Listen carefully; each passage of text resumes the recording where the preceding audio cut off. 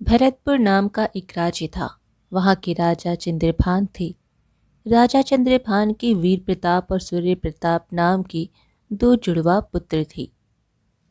वीर प्रताप और सूर्य प्रताप का जब जन्म हुआ तो उन दोनों में से पहले किसने माँ के गर्भ से जन्म लिया, ये बात ना तो राजा चंद्रभान को पता थी और ना ही रानी को। जिस दाई की मौजूदगी में रानी को पुत्रों की प्राप्ति हुई थी, संयोगवश राजकुमारों के जन्म के तीसरे दिन उसकी मृत्यु हो गई और यह भेद भेद ही रह गया कि वीर प्रताप और सूर्य प्रताप में से कौन बड़ा राजकुमार है। राजा चंद्रभान अब वृद्ध हो रहे थे और वह चाहते थे दोनों में से किसी एक को राज सिंहासन सौंपकर रानी सहित तीर्थाटन के लिए निकल जाएं। वीर प्रताप और सूर्य प्रताप दोनों राजकुमारों में आपस में बहुत प्यार था, इसलिए दोनों यह चाहते थे कि राजा दूसरा भाई बन जाए।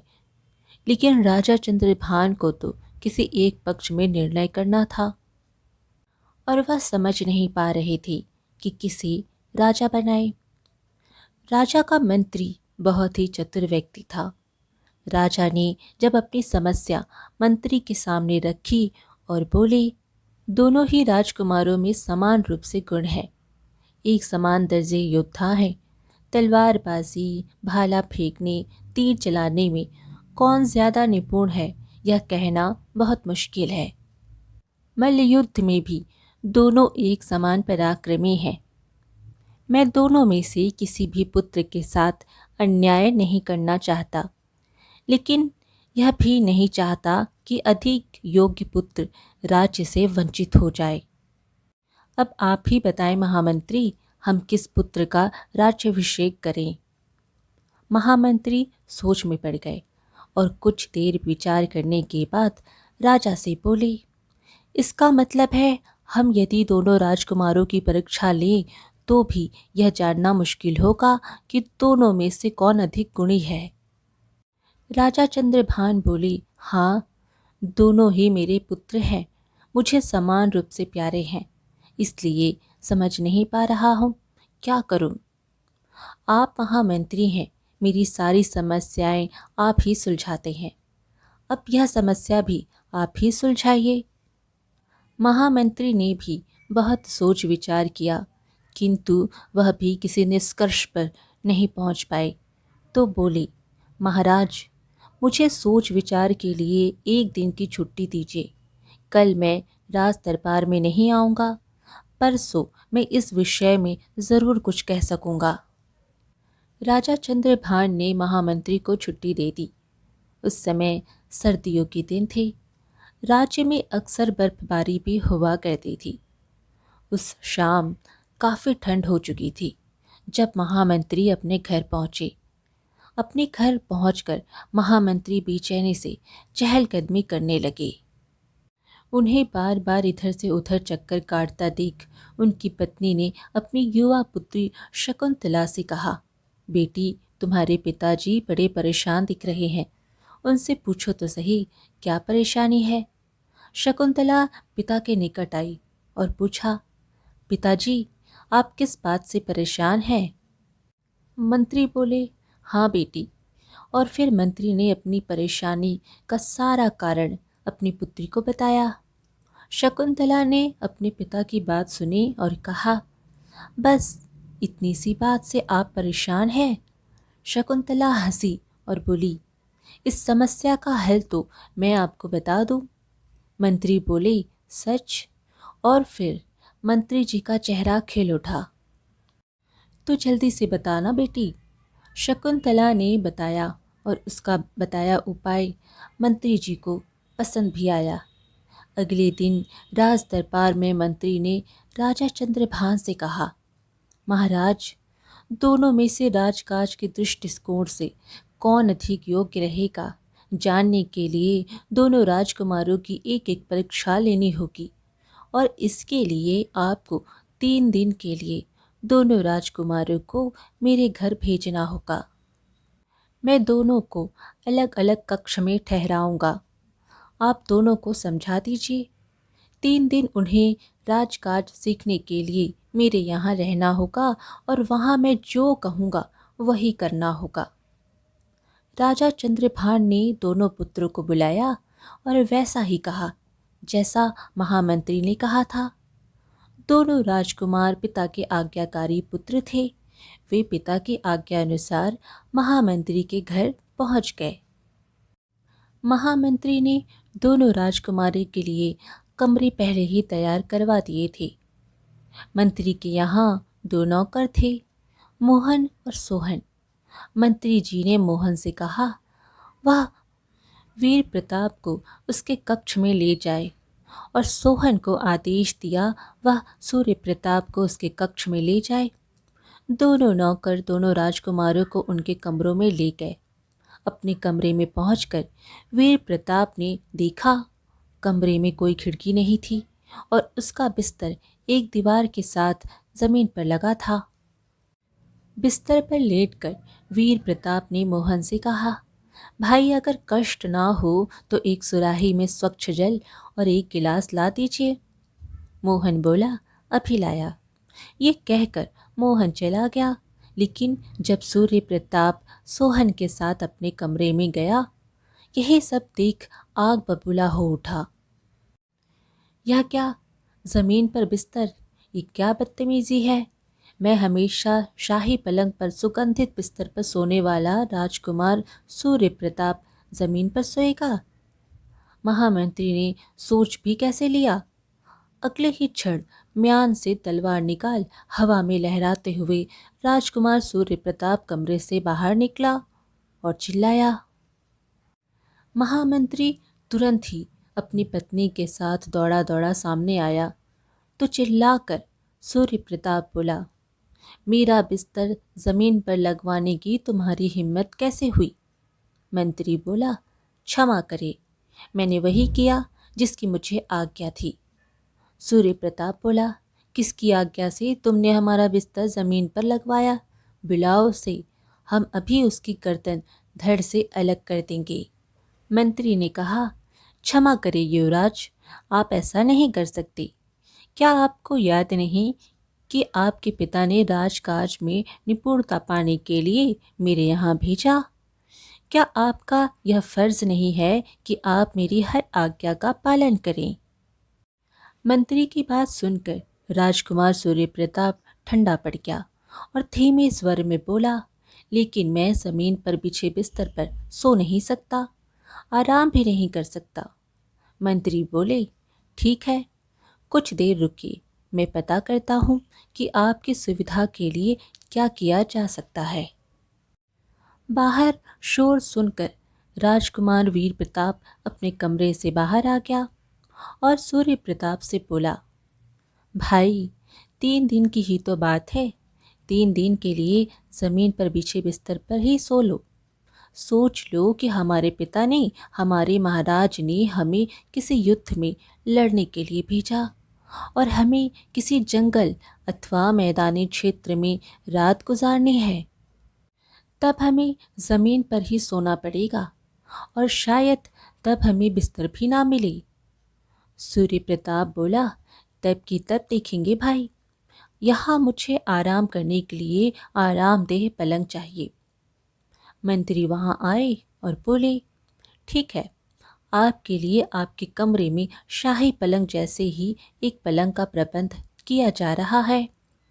फिर मंत्री जी वीर प्रताप की ओर मुड़ा और कहा क्या आपके लिए भी शाही पलंग का इंतजाम किया जाए युवराज।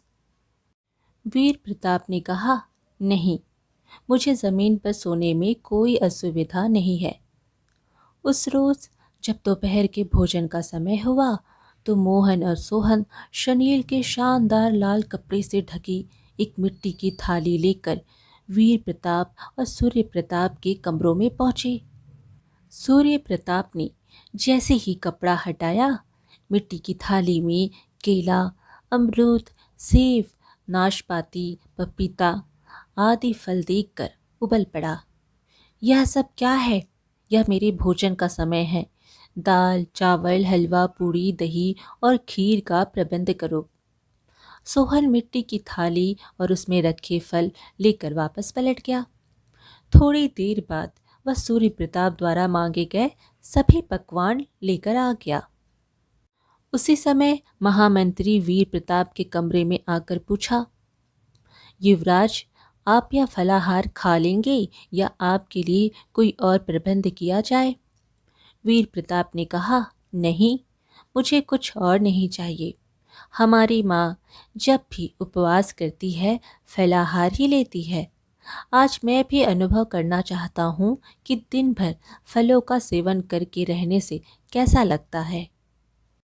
और फिर शिकार अथवा युद्ध के दौरान हम किसी भी निर्जन स्थान में फंस जाए और खाने के लिए हमारे पास कुछ ना हो, तब भी तो हमें पेड़ों के पत्ते या फल खाकर ही जीवित रहेंगे। अगले दिन सुबह सुबह बर्फबारी होने लगी और राज्य में ठंड बहुत बढ़ गई। ऐसे में अचानक मोहन वीर प्रताप के कक्ष में आया और एक मोटा कंबल उसे देते हुए बोला, आपके लिए महामंत्री का आदेश है।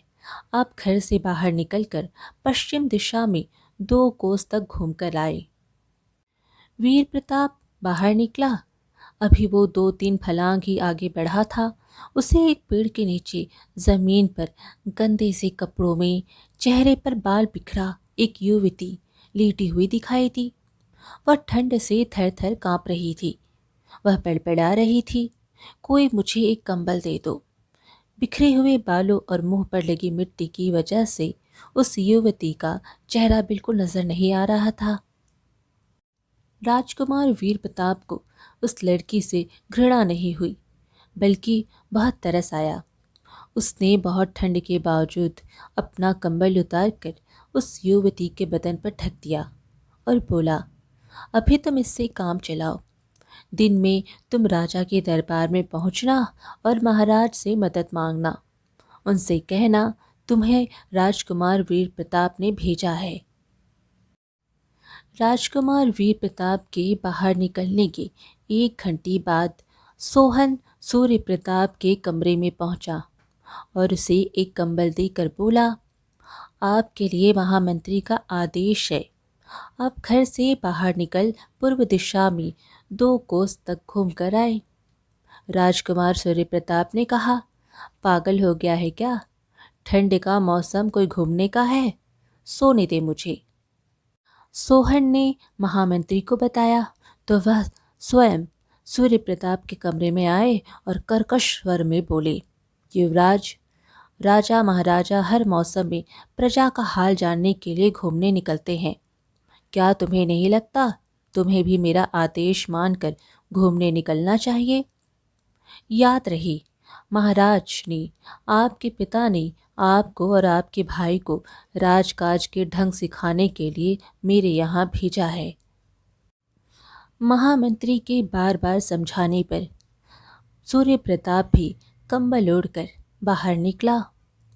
थोड़ी देर बाद उसे भी रास्ते में एक पेड़ के नीचे एक फटे हाल की चड़मुख सने बाल चेहरे पर बिखराए एक युवती दिखाई दी, जो ठंड के कारण थर थर कांप रही थी और बड़बड़ा रही थी, कोई मुझे एक कंबल दे दो। सूर्य प्रताप ने उस युवती को एक ठोकर मारी और गुर्राया, ठंड में मरने के लिए यहाँ क्यों पड़ी है? कहीं और जाकर मर। फिर वह आगे बढ़ गया। फिर एक दिन यूं ही बीत गया। अगले दिन महामंत्री सूर्य प्रताप के कक्ष में आए और उसे उठाकर बोले, युवराज, आज एक बहुत मुश्किल काम तुम्हें करना है।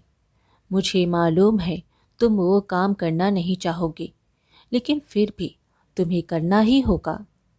इसलिए अपना दिमाग ठंडा रखकर मेरे साथ चलो। सूर्य प्रताप महामंत्री के साथ कुछ दूर स्थित एक मैदान में गया, जहाँ एक नीम का पेड़ था। उससे 200 गज की दूरी पर एक पीपल का पेड़ था। नीम के पेड़ के नीचे थोड़ी मात्रा में मकान बनाने की सामग्री पड़ी थी। रेत भी थी, रोटी भी थी, बजरी भी थी और 100 से अधिक ईंटें भी थी। वहाँ एक फावड़ा और एक तसला भी रखा था। महामंत्री ने नीम के पेड़ के नीचे रखे सामान की तरफ संकेत करते हुए सूर्य प्रताप से कठोर स्वर में कहा, ये सारा सामान तुम्हें उस पीपल के पेड़ के नीचे तक पहुंचाना है, और अब की बार तुम कुछ नहीं कहोगे कि तुम एक राजकुमार हो, यह काम नहीं करोगे आदि आदि। राजकुमार सूर्य प्रताप का मन तो नहीं था, पर अनमने मन से वह यह काम करने लगा। पहले उसने फावड़े से रेता, रोड़ी और बजरी तसले में भरकर पीपल के पेड़ के नीचे तक पहुंचाया, किंतु ऐसा करते हुए उसने यहाँ जरा भी ध्यान नहीं दिया कि हर सामान की थोड़ी थोड़ी दूर अलग अलग डेरियां बनाए। बाद में ईंट तो पेड़ के निकट पहुंच दूर से ही पीपल के नीचे फेंकता रहा, जिसके कारण काफी ईंट टूट भी गई। यही काम जब कुछ घंटे बाद राजकुमार वीर प्रताप को दिया गया, तो उसने रेता, रोड़ी, बजरी को करीने से अलग अलग ध्यान बनाई और ईंटों को एक के ऊपर एक रखकर कुछ ही लाइनों में थोड़ी जगह में खड़ी कर दी। इसके बाद महामंत्री ने दोनों राजकुमारों की कोई परीक्षा नहीं ली और उन्हें ससम्मान अनेक उपहार देकर विदा किया। सूर्य प्रताप तो अपने उपहार लेकर तत्काल अपने घोड़े पर सवार होकर वहां से चला गया, लेकिन वीर प्रताप वहीं खड़ा रहा। यह देख मंत्री जी ने पूछा, आप कुछ कहना चाहते हैं युवराज? वीर प्रताप ने कहा, हाँ, मैं आपकी पुत्री से विवाह करना चाहता हूँ। मेरा अनुमान है आपने राजकाज सिखाने के बहाने आपने हमारी यह जो परीक्षा ली है, उसके पीछे उसी का दिमाग है। जब हम यहाँ आए तो सूर्य प्रताप ने ज़मीन पर बिछे बिस्तर पर सोने के लिए मना कर दिया था। तब आप किसी से कुछ पूछने गए और मैं जानता हूँ वह आपकी पुत्री ही थी जिससे आप कुछ पूछने गए, क्योंकि आप और आपकी पत्नी तो तब हमारे सामने ही थे। मंत्री बोला, सही कहते हो युवराज, और ठंड में ठिठुरती जिस गंदी सी लड़की को आपने अपना कंबल दिया था, वह भी मेरी पुत्री शकुंतला ही थी। राजकुमार वीर प्रताप हैरान रह गया और बोला, छी, इतनी गंदी। वीर प्रताप की बात सुनकर मंत्री हंसने लगा और बोला, अब आप राजमहल में जाइए युवराज, जल्दी ही मैं अपनी पुत्री के लिए आपका हाथ मांगने आऊँगा। और फिर महामंत्री ने जब राजा चंद्रभान को दोनों राजकुमारों की अनोखी परीक्षा के बारे में बताया और कहा, राजकुमार वीर प्रताप हर अवस्था में रह सकता है, उसे गरीब प्रजा पर दया आती है और वह हर कार्य साफ सुथरे ढंग से दिल लगाकर करता है। सारी बातें सुनकर राजा चंद्रभान को यह समझने में देर न लगी कि किस युवराज को भविष्य में राजा बनाना है, लेकिन पहले दोनों राजकुमारों का विवाह आवश्यक था। इसलिए राजा चंद्रभान ने सूर्य प्रताप के लिए भी राज्य की एक सुंदर सुशील कन्या पसंद की और वीर प्रताप के लिए मंत्री की बेटी शकुंतला। दोनों राजकुमारों का एक ही मंडप में विवाह संपन्न करवाया। राजकुमार वीर प्रताप ने जब पहली बार शकुंतला का चेहरा देखा तो देखता ही रह गया और बोला, मुझे नहीं पता था तुम इतनी सुंदर हो। और फिर कुछ दिनों बाद राजकुमार वीर प्रताप का राज्याभिषेक कर दिया गया। आज की कहानी यहीं पर समाप्त हुई। फिर मिलेंगे एक और कहानी के साथ।